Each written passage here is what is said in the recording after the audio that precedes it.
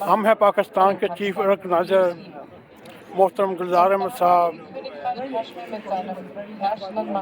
انہوں نے یہ سارا انتظام کیا کشمیر یکجہتی کے لیے۔ ہم ان سے چند الفاظ۔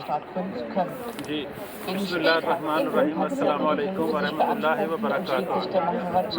ہم ہیں پاکستان کی جانب سے ہم نے یہ پروگرام یوم یکجہتی کے لیے سلسلے میں کشمیر کے یوم یکجہتی کے لیے ہم یہاں اکٹھے ہوئے ہیں۔ یہ فرینکفرٹ سے تقریباً 35 کلومیٹر دور یہ شہر ہے، اس شہر کا نام دامسٹر ہے، اور ہم کشمیری بھائیوں کے لیے یوم یکجہتی کے سلسلے میں ہم یہ پروگرام ہم نے تشکیل دیا ہے۔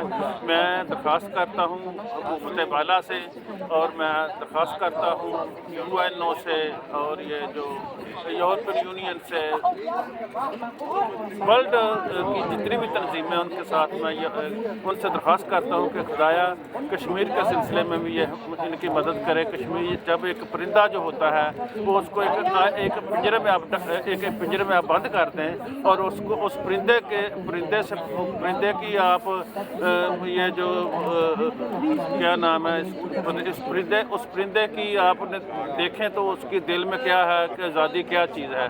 جب وہ آزادی سے گھوم سکتا ہے تو اس کی سچویشن اور ہوتی ہے، جب ایک پنجرے میں بند ہوتا ہے اس کی سچویشن کچھ اور ہوتی ہے۔ لیکن بات یہ ہے کہ اسی طرح کشمیر کا بھی یہ سلسلہ ہے کہ کشمیر کو بھی آزادی چاہیے، جیسے وہ کشمیری بھائی کہتے ہیں، ان کی منگوں کے اوپر پورا اترنا چاہیے۔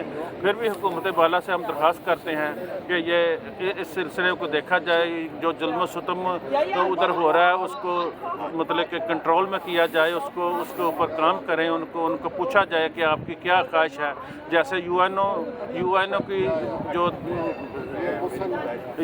میں جو تنظیم یہ جو سچویشن پاس ہوئی تھی لیجسلیشن کے کشمیریوں کا حق ہے تو ان کو ملنا چاہیے۔ میں پھر بھی درخواست کرتا ہوں حکومت بالا سے، پاکستان زندہ باد، ہمیں پاکستان زندہ باد۔